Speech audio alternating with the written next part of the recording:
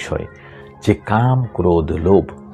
যখন মানুষ কামকে, ক্রোধকে, লোভকে দমন করতে পেরে যাবে, সেই মানুষ কিন্তু আর মানুষ থাকে না।